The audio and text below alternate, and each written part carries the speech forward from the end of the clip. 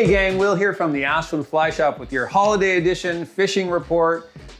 Mid third week December, what's going on? State of Jefferson region. Thanks so much for tuning in. Let's get right to it.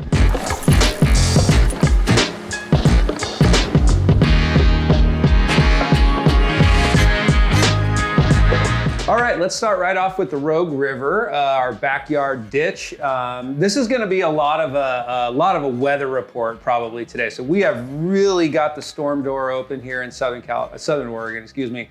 It's awesome. We're really happy to see it. I remember many Decembers going by with not much rain, so it's always great. December is when we really look to get some precipitation here and some cold weather, and we're getting a little bit of a shot of it. So it's really great. I'm really happy to say that the river around Dodge Bridge is up around 3,000 CFS. It's got a pretty significant bump, for all the kind of upstream rivers, especially in regards to the Klamath and stuff too. It didn't seem too much of a bump there down around Syad, but the Rogue's got a nice bump, so it's good. We really need to see that river pushing out, clearing a bunch of crap out of there. So it's really nice to see that. It's always good. We'll also pull fish in from the coast, so that's a nice thing to see as well.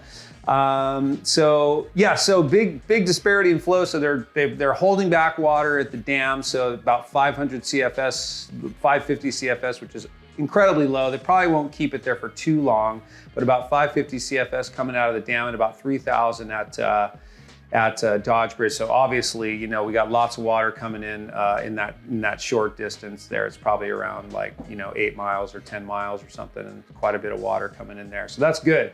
I would imagine, I haven't seen it since the rain we got last night and yesterday, but I would imagine that it's pretty off color, pretty turbid as well. So we'll see how long that lasts. Your last gasp steelhead on the Rogue is definitely going to be in the very upper section. Can be kind of fun stalking around up there, looking for those late hatchery fish, up below the hatchery down to about Casey Park, and maybe you can fish a little further down. But this will be really kind of the nail in the coffin for summer steelhead in a way, because all the tributaries will come up and all those fish will just kind of flush out and go up and get to their business up there in the tributaries. So really happy to see that happen. But usually there's a little bit going on up around the hatchery. Flies, you're not going to believe this. It's just going to be shocking, but I'm going to suggest all the same flies that I always suggest. Dark swing patterns, egg sucking leech patterns. That stuff's going to work pretty good up there if you're swinging flies, and all the same stuff for nymphing, hothead stones, big dark stones, egg droppers, red copper johns, any kind of shiny nymph that you've got for a dropper, and that can be anywhere from a 10 to a 14 really. That's good stuff to use up there. So but should be something to do maybe if you're stuck in the area over the holiday week. Might be a little bit left to do up there. So enjoy yourself. Switching over to the Klamath River, the Rogue sister river to the south, just over the pass when we can get over there. Got to keep an eye on it this time of year. Klamath continues to be a really good bet in that upper section. This is the time of year that we like to focus on that sort of I-5 area and just upstream from there. You can fish down a ways too. It just gets a little harder to kind of find your spots downstream, but it's pretty easy to navigate above the I-5 bridge if you're walking in or if you're doing a drift up there or something. But the Klamath didn't really see much of a bump. That upper stretch above I-5 stays pretty stable. It's running around between 9 and 1,000 CFS. So that's nice. That's a good flow, good wading flow up there. Always expect the Klamath to be slightly off color. Down around Syad, it did see a little bump, not much of a bump. Actually, I was pretty surprised to see, but it's probably because there's a little more snow down there than rain that we got on the Rogue. So not much of a bump there. So if you're fishing in the Syad area, I think you're good to go. Should be home free. Maybe a little bit more turbid water, off color water, but should be pretty good overall. And this is one of the better upstream locations, the Klamath, this time of year. still some looking at those late, summer steelhead. That'll transition into some of the more winter fish that we see up in that area. A little bit smoother transition than the rogue, for summer to winter fish. So, and I don't really know how many true winters we see in that upper section, but usually that fishing kind of lingers on into even into March. So, so we'll keep an eye on that for you, and keep you updated on that section. We do fish down there quite a bit. Flies, again, all the same stuff we always fish for steelhead. If you're nymphing, you've got the dark stones. We do like to kind of take the size down a little bit, in that section. Size 8 stones, size 6, large stones for your heavier fly, and then 12s, 14s for the dropper can work pretty well. But we've seen some pretty nice big fish down there, so keep your eye out for those. Swinging patterns, we like a little more natural stuff maybe there, but all your black and blues and all your blacks and olives and stuff are gonna work well. Hothead stones or hothead leeches and things like that, like the hot hair, tends to work pretty darn well down there too. So so that remains a good bet. So the Klamath, we're happy to see that, and we always look forward to getting down there this time of year.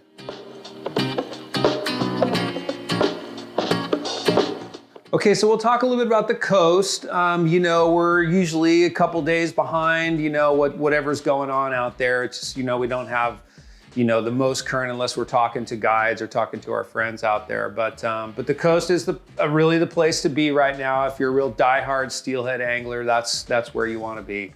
And they've got a really good bump. So just looked at the flows. Chetco's up around 10 grand. So that's going to really relate to, the other rivers, the Smith. The other rivers in that section, Elk, Sixes, they're all going to be up. They're probably pretty unfishable today. But you just start to drop down into that, 8, 5, 4,000 CFS. That's when you kind of want to get on that. And that dropping river is really where you want to be. So typically it's like, if you're fishing on that curve, man, it's a tight little window. So I would imagine a lot of people are loading crap into their cars right now to get out there and try to intercept a steelhead. But this will be really the beginning of that fishing. I have seen a couple fish come out of the NorCal rivers so far. So there are some steelhead in the system, but this will really get them, moving in there and spread throughout the system. Boy, they move fast. So you want to be on the front edge of that. So really fishing the coast, it's really much more of a weather and conditions report than it typically is for a fishing report. So as far as patterns, if you're swinging flies, I do like a little bit lighter colored flies out there. This is when you can bust out your pinks and kind of fleshy colors, peaches. That stuff's a lot of fun to fish down there. But you're always going to have a shot with black and blue and hothead stuff. That'll always work down there as well. Nymphing, if you're going to nymph, it's all the same stuff. Those rivers are a little bit trickier to nymph. There's a lot of nice swing water down there. So, but if you are nymphing, it's pretty much all the same stuff. Big stones, big egg patterns, things like that. That can work pretty well for winter fish out on the coast. So good luck out there.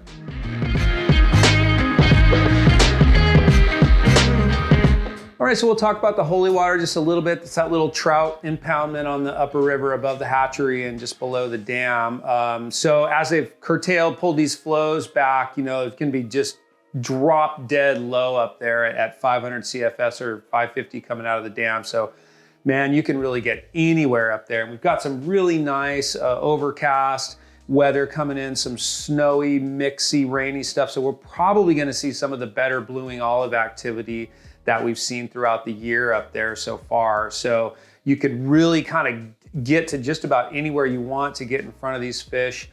So that's a lot of fun fishing to do. So if you're in the area, if you're fishing the holy water, boy, certainly be prepared with a handful of blueing olives, some 6X, some really light line fishing up there can be really a blast for some of those nice fish. We will continue to fish streamers up there this time of year. I feel like it slows down a bit. Water gets really cold, and I feel like it's a little more challenging to get them to eat that stuff. I feel like when the water is slightly warmer, they're a little bit more active on those streamers. But it's always something to do, always something to try up there, fishing streamers. sink tip lines can be pretty good. It's a nice mix of something to do. Go up there, kind of look around. If the hatch doesn't quite come off, you've got that fallback streamer plan. So personally, I've never done great nymphing. I say this almost every time, but I do have customers that have done pretty well up there nymphing. So just want to look at midges, tiny stuff, you know, little zebra midges, things like that. You don't really have to crack the code too much, but just little dark stuff, little zebra midges off of a, you know, a stonefly or something like that would probably be your best bet. Yeah, good time to be up there. This week should be really good for blueing olive fishing. So if you got a 3-weight somewhere in the back of your closet, this is a good time to pull it out. You could catch a fish that'd really give you a run on it, but presenting those little tiny flies to those fish is you know, that's a nice little tool for that. So yeah, so good luck up there. Should be some good fishing.